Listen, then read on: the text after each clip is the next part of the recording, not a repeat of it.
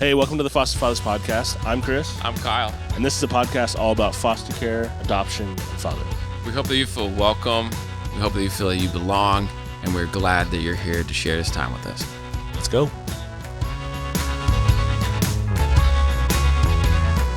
And welcome to another episode of Foster Fathers Podcast. What was that, dude? Was that just like your baseball announcer? I feel the need to make it fun and spunky. And that is me trying to make it fun. It's still kind of an awkward thing. Yeah. You know, I mean, I don't sit in front of a microphone often. And I don't record myself talking And often. also, we're sitting in a garage where there's a bunch of stuff behind this camera that is just my junk. So, it's real. Yeah, it is real. Which actually, hit me. Your topic for this week, foster care is. Ready? Yeah, dude. Okay. I mean, it's your week. Your week. Take it away.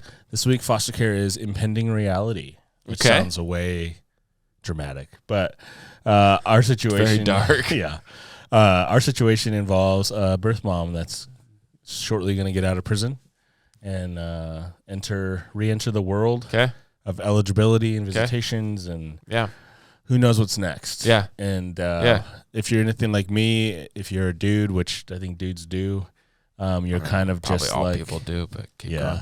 Just like avoid the impending reality. Yes. And I don't spend a lot of time thinking about it, and my wife does. Yeah. And it's just a reminder, like, I was talking to a buddy last night, and we were talking through the situations, and he's really privy to what's happening in our life. Mm-hmm.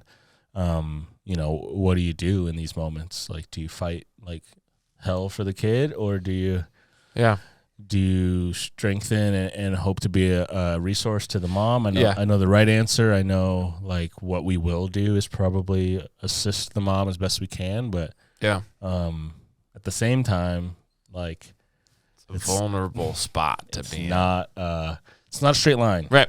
But it's reality, and it's where it's headed, and so that's just a good reminder this week. And and it brings up until this point, she's been in a no pun intended, but locked in her position. She's locked up in her position. Stop. I was trying to, but there hasn't been change. Yeah. There hasn't been change. And now this is going to open up avenues, opportunities, situations that have been able to be kind of, let's just say that compartmentalized up until now. It's been life with an occasional email. We send pictures and we are doing our part in fostering a relationship with the birth parent. But it's just real, and it's something that if I think a lot about the unknowns of it all will spin you out. And it'll get emotional, and I tend to not get emotional. But my wife is. How many emotions do you have right now? I mean, I don't. You have 4 kids, Chris. How many emotions do you feel on a daily basis? I'm less worried about the emotion. I'm worried about, like, the energy and strength, I guess. Yeah. I should probably pause at some point in my life to, like, understand what I feel. Assess. Yeah, but assess yourself. I think we do that. I think we talk it out sometimes. That's what my week in foster care is, man. It's just that I think maybe there is something coming. Yeah, it's coming. Something. Yeah, and I think specifically if you're a dude listening, you're prone to figure it out once it comes. Yeah, and navigate through it, but it's still coming. Yeah. Okay. Yeah. Well, that was this week in foster care. Okay, but that was a good one. Yeah, that was a good one. It's real. It is a real one, dude. It's what's happening in our lives. And so, but today we want to do the opposite of what we did a few weeks ago. And not only what is foster care is, and if you haven't listened to that, we'd encourage you to listen to that, because that's what people are supposed to say when they do these things. We're just following the template. Yeah, exactly. But we want to do the parallel episode, what foster care isn't. And 3 things, it's like always easy to do a list. And these are things we'll probably add on to. Maybe the next time we do this will be 3 more things foster care isn't. Yeah, because there's a lot of things foster care is and a lot of things that it just simply isn't. Well, and adoption as well. Yeah. I mean, I'm in both camps a little bit now. You're on the way to adoption, and so yeah, getting closer. Yeah, it's getting coming closer. So, okay, foster care isn't. What's number one, my friend? Foster care is not about you. Wow. So if it's not about you, who is it about? It's about these kids, man. And I think obviously you have a part to play. Right. You take some satisfaction. Hopefully, you get to carry a lot of the emotional burden of it. But we hear that a lot. I could never give a kid back, and that's not a knock. But in reality, it's not about you. Right. And you are a component of it. Mm-hmm. You are important within this. But ultimately, you got into this to help a child, not to feel good about yourself. Yeah. And parenting in itself inherently, I mean, I know you can parent selfishly, but inherently parenting is I've been there. Selfless. I've been. Yeah. It's like, okay, you're going to speak from real world experience. There's I know definitely some moments. I don't think you own a TV, but I'm like, hey, I got to lay down on the couch. You can watch an 1.5-hour movie right now in the middle of the day. Don't care. Yeah. That's, but anyways, but that might just be self-preservation. Yeah, At a certain point, it might not be selfish. Yeah. Not to defend you here, but that, like, yeah, I'll take it. But, but but parenting in itself is selfless. Like, you are literally giving of yourself. Yep. And, I forget what movie it is. It talks about becoming a ghost of your kids. Like, it's about your kids. That's some Disney movie. I don't know. Wacky. But foster care specifically, like, you will literally, I think in regular parenting quotations, you get the benefit of 18, 20 something years, and then they go off to college and you deal with that, but you still have that relationship. In foster care, you don't fully know what it is. Right. You're dealing with a situation. You don't have to go too much into detail if you don't want to, but you haven't heard from her in a while. Oh, wow, we're bringing it real. Did we script this one in? Because I wasn't ready for this. Well, I mean, but you're right. You did all the work. Yeah. Yes. Yeah, we had our first little girl for 10 months. Did a lot to get her back on her 2 feet, help her mom be support. Had her over for family events, even a Thanksgiving. And now, there were even some assistance that we gave to make sure that she, to not make sure, but to really reinforce the hope that she would succeed. Yeah. And now we've lost contact to the point even we haven't had an answer. Why have we lost contact? Yeah. And it is really hard, because I feel, just to be honest, that I am owed something a little bit. I mean, I did all that work. Are you, question mark? Not really. No, I mean, the gift. Yes and no. It's complicated. Ooh. That's one thing. Shout Foster out. care is complicated, but I do think about not being about me is double-fold. And again, this is speaking from a space of naivete, if that's how you say it, naiveness. Naivete. Naivete sounds really impressive. It sounds really French, cool. all of a sudden? No. But so you speak to this more, Chris, because you have both kids that were biologically yours and kids that are now, foster, one adopted and one. So you can speak from all. You can speak from all three. You got bio, adopted, and I guess foster. Dude. So you're the trifecta, brother. Dude, but it seems to take a little bit more of your expectations, what you want out of this, and you have to really focus on how to work in progress for that kid, how to work for their benefit, right? Yeah, totally. I think about some of my kids' meltdowns early on, which, again, we've gone over this. All kids have meltdowns. The body keeps the score, said. All kids have meltdowns, but with these kids, there are some additional behaviors that you somewhat have to embrace, even though it's counter to how I would probably parent a quote unquote traditional child. Sure. But because of the trauma they've experienced, I have to even sacrifice some of my expectations, some of my beliefs about how this process should go for simply being present and supporting this child. I mean, so it can't be about what I want, what I need. It needs to be about what and not even about what they want, because that's up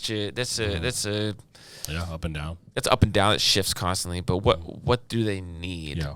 And that does come sometimes at a sacrifice of self. Well, and then in a perfect world, hypothetically. Gotcha. In a perfect world, she would have been reunited with her mom, and you hopefully will never hear from them again because they were set on a healthy trajectory. Right. And not that they want to like isolate you and take you out of their life. Right. But if they're healthy and they're doing their thing, right, even though that hurts you, it's the best thing to have happened. Yeah. And that's hard to hear and that's hard to know. And that's why we say it's not about you, because even though we hope and pray and all that stuff that it's not necessarily the case, that there would be a long-standing relationship. But it's not about you, really. You have to come to a mental shift of, I want her to be healthy. I want her mom to be okay.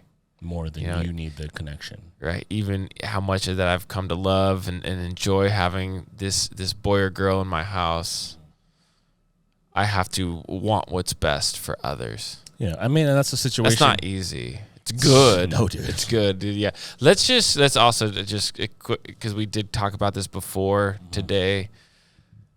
Man, this sounds so much easier as a podcast, as three line items than it does actually in reality. You know, so hear us out here that these are things that it's easier said than done. So it's we say these things, but I've struggled for a year and a half to live out some of the things that I'm trying to share here. Well, and I think like also it's just the reality that, how do you even say it? It's like the reality that I don't even know what I'm going to say. Yeah. Well, I'll transition. Yeah. Are you ready for the next? Well, I think. Oh, no, go ahead. Sorry. I'm drawing a blank, dude. Straight up. It's all right. All right. Number 2.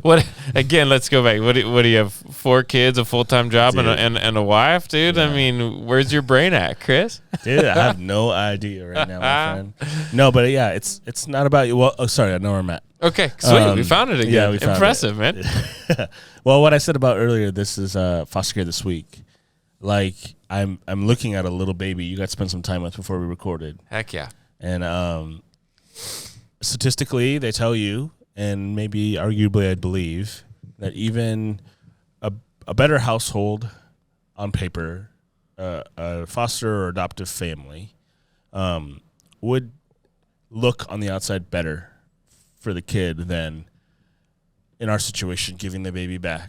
Right. And to a life of potential poverty, call it what it is, potential struggle to make ends meet, a mom who has not done this well, honestly, and probably will do it imperfectly. Not that we will too, but that might be better in the long term. Yeah, the connection that a child has with their mother, however broken or disjointed that can be. They say that there is a deep connection that cannot be replaced for anything. And that's what we said. I think we said it last time. Foster care is imperfect. It's an imperfect system. Like it's birthed out of pain. Yeah. And so even though, here's what I'm also saying. We've met and know families that have adopted internationally, adopted locally, adopted through foster care that are having thriving, amazing lives that maybe they had never had access to before. So please don't hear that we're saying that this is the worst option. But they say statistically it's better to struggle with your biological family than to thrive, like have every need met with an adopted family. Right. Both are great. And in our situation, selfishly, I think we would want the latter, but it's not about me. Yeah, we have to be honest about. It's okay to be honest about it. Yeah. It's okay to say, I would love to raise this kid. Yeah. I'd love this kid to have my last name. Yeah. But whatever. Yeah. This is where all that stuff comes in, where you have to trust and know all that. And I think that our item number 1 and our item number 2 start to cross when our number 2 is foster care is not heroic. It is not glamorous. No. And I think that those cross, those paths collide because sometimes, and I would be lying if I didn't say this, but there's a piece of me that... there's a pride of, look what I did. Look how good of a person I am. Kyle, you taking in these 4 kids? Wow, dude, you are incredible. Yeah. I'm just trying to do something in my life that people are, wow, Kyle, that was impressive. Yeah. What they tell me is that was impressively stupid is usually what I get. But that is also a component where it's not about us, right? Mm-hmm. It's not about me feeling good. It's not about you feeling good. It's not about you having a notch in your belt or a feather in your cap, whatever these statements are. I'm not great with these. What is it, euphemisms or what do they call those? But no idea. But it's not to make you feel good about yourself. It is not to make you look good in society. It is not heroic and glamorous. Could you give me couple examples of how you believe it's not heroic? It's not heroic. Man. And it fundamentally boils down to it's not about you. But, I mean, one thing we hear, we've heard, and we've been out in public with all of our kids hanging out and mistaken for companions, if you will, which is a funny story. But at the same time, like, they would look at you and go, wow, you've taken in this kid. That's amazing. And you're like, yeah, we are not the pat ourselves on the back type, I guess. But at the same time. Sometimes I am. Sometimes. Wow. This guy. I'm very human. Flawed. Yeah, but it does feel good, to be honest. Like, it's like, yeah, you're right. I did do a good thing. And that's like part of what you struggle through, like doing the right thing. And in our situation, oftentimes doesn't yield a reward. It often sometimes yields pain. And it's so at the same time, it also feels good to be like, yeah, I'm one of those. I'm one of the elites that takes care of kids. I honor the widows and the orphans. Let me ask you this question. Because I think I expected when we started telling people, hey, we're doing foster care or, we're adopting. Yeah. I expected kind of a standing ovation. Do you ever get blank stares from people? Maybe you haven't experienced this. I have, but have you ever gotten a blank stare or we live, any pushback or questioning? We have gotten a lot. Accolades is the wrong word, but we even have friends of ours that are just been like, you guys are our heroes. And it's like, okay, what? No, we're parenting just like you, young kids. And they're like, no. And some people have given a little financially, just like as a gift, like gift cards and stuff. Like when we took in our latest foster care, it was like a showering of blessing, really. Like I feel like everyone was rallying with us, which was really cool. But in that same sentence, you feel like a hero because you're doing something cool, and then you're met with the reality of no. And it's actually probably a cautionary tale, maybe, to say like, don't buy your own hype, dude. Like as Outcast says, you think your poo-poo don't stink, and it definitely does. Yeah. And you're going to do this imperfectly, and you're going to do this terribly sometimes. We were just talking about that a second ago. Like, we almost feel funny to having a podcast about this, even though we're idiots. This is probably more than you if you're listening. If you saw the struggle that exists on the other side of this camera. It's bad, but we're trying, Yeah. And so, heroic. Yeah.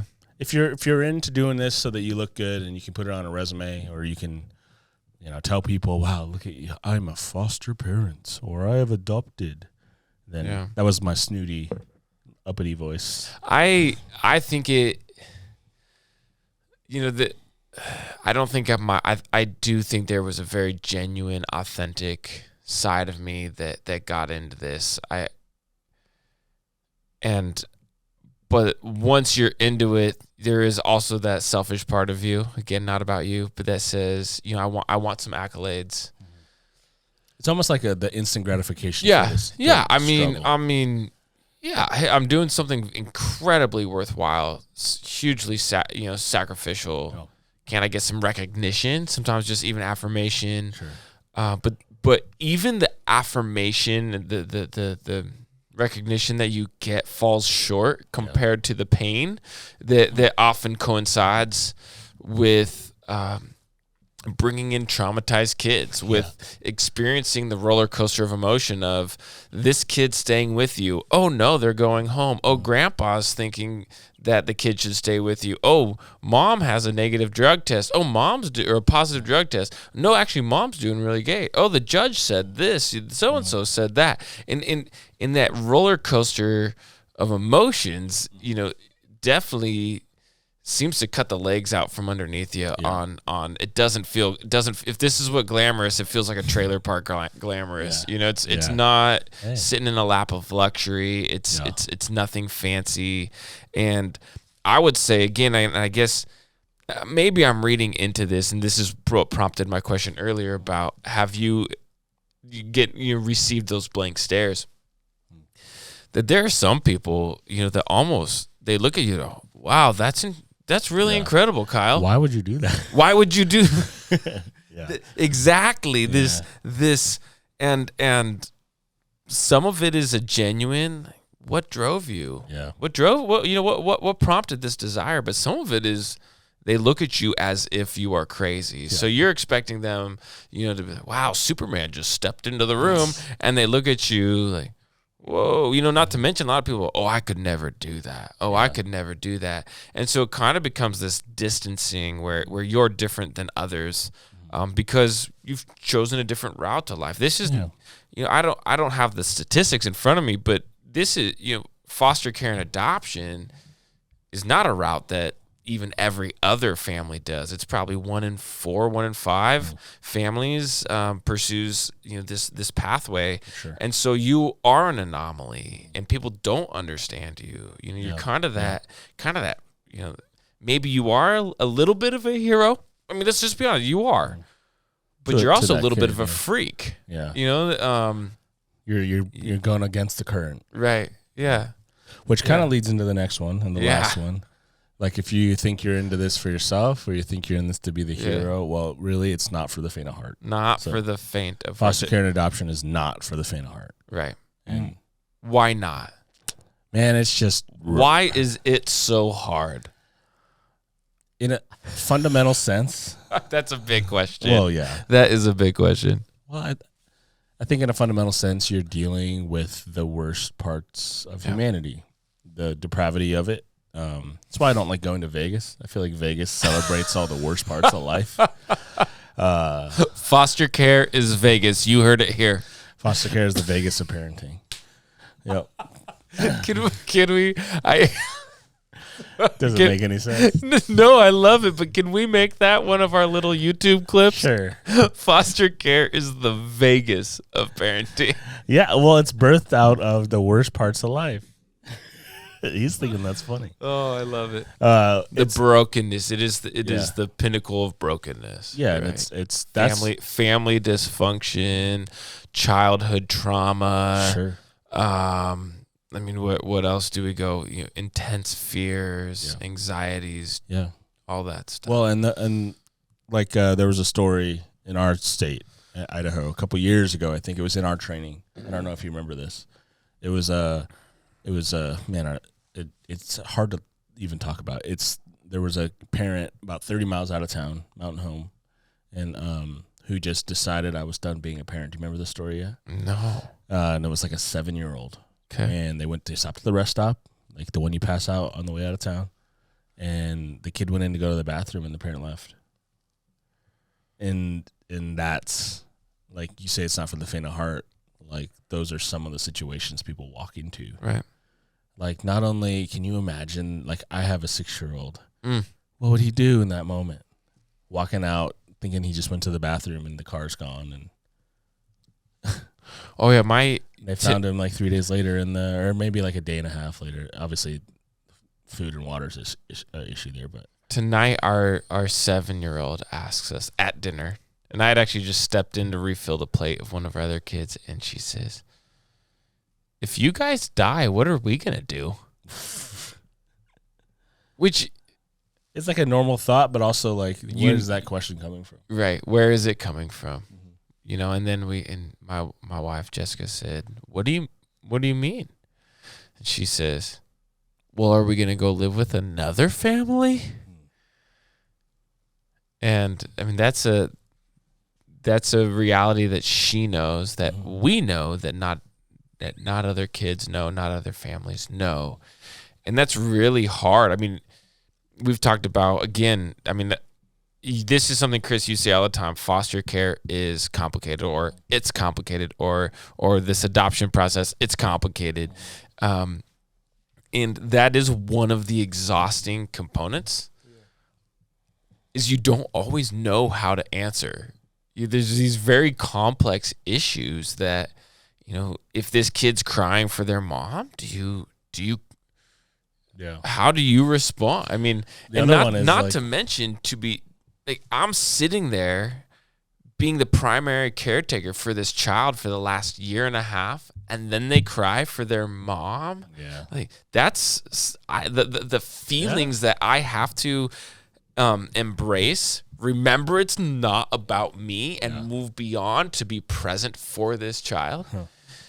Is very daunting, and I don't handle it. Sometimes I kind of just have to try to brush it aside and move forward, and so I can actually give my heart and myself to this kid, who is missing, one of the most important persons in their life. Yeah, and I know every kid asks a hard question, but a lot of times they're birthed out of wonder and trying to understand, and that's fantastic, obviously. But in our situation, a situation like that, that question is birthed out of trauma, right? Fear and scared. So I think we talked about it a couple episodes ago about how, as you can expect, 72 hours into foster care, you can expect them to kind of let their hair down, metaphorically, right? Finally start to get comfortable, because they're feeling it out. Like, am I here for a while? Am I not? And she's doing that. She probably took a little bit longer than the other kids. I think I know the situation a little bit better, but she's starting to do that, which is both encouraging and also like hard. And so if you have a weak stomach, metaphorically, this is not easy. And big feelings. Sure. Huge feelings. And you'll have big feelings. Justifiably so, and for good reason. Yeah, for good reason. So yeah. So okay, that's faint of heart. Faint of heart. That's just touching the surface of it, I think. Yeah. But so what's the takeaway here? Why do we talk about the three things it's not and expect someone to be like, cool, let's do this? I think to give you some handles to think about, because you will, as you jump into bringing in a child, whether through foster care or adoption, bringing in a child that's not biologically your own, that doesn't have a history of being in your household, in your house, that this stuff's not as confusing when you do encounter it. But one of the other things that I want, I didn't prepare anything to really answer this, but not for the faint of heart doesn't necessarily mean that you just grow a hard heart. No. To resist this stuff or put Keeps it nice and tender. Yeah. I mean, in fact, it's one of those things, it's an active process of giving up of yourself. It's an active process of reorienting your mind. It's an active process of finding how to deal with those emotions and those feelings, because a strong heart is not a hard heart. Yeah, that's good. A strong heart is not a hard heart. And so learning how to get a strong heart is a process, and that is what foster care really takes at the most is a strong heart. Yeah. And if you're hearing this and you're either in the middle of the journey, you're on the other side of it, you're walking it out, or you're thinking about getting into it, like I think it's important to go in with eyes wide open, as open as they can be. And I actually know a couple that is going in the middle of, they're about to finish foster care training, and they've raised adult kids, and they've done well for themselves, and they have great hearts, and we want to do this, and they had a surprise baby. So they, oh wow, so they have kids in their 30s, and then I also have a 7-year-old. So they have 3 adult kids and then like a kid. So they're like, okay, we're gonna walk into foster care. We're gonna fill in some gaps here, which is amazing. But they're going through training, and they're like, wow, this is a little gnarly, and I think intentionally, and maybe I'm wrong, but I feel like training in our state at least is a little bit intense from the perspective of if you can read and listen through some of these situations, right, you can likely handle what you'll run into. Right. Because that gas station analogy, that's a horrific, that's a crime, that's a ton of stuff involved in that. But that wasn't our stories, and thankfully our stories were maybe arguably a little bit lighter, if you will, than that. But if you can handle that, you can go into this. Yeah. And if you understand what it's not, and you're willing to still move forward, right, then I think this is for you. Yeah. And you can keep listening to our podcast. Okay, I think that's it. Yeah, man. That's good. Let's wrap it up before we just Midwestern goodbye. I don't know what that means. That means you just drag it on and on and on. Oh, yeah. You know how I say goodbye? We're doing it right now. That's a Midwestern goodbye. All right. Talk to you guys soon.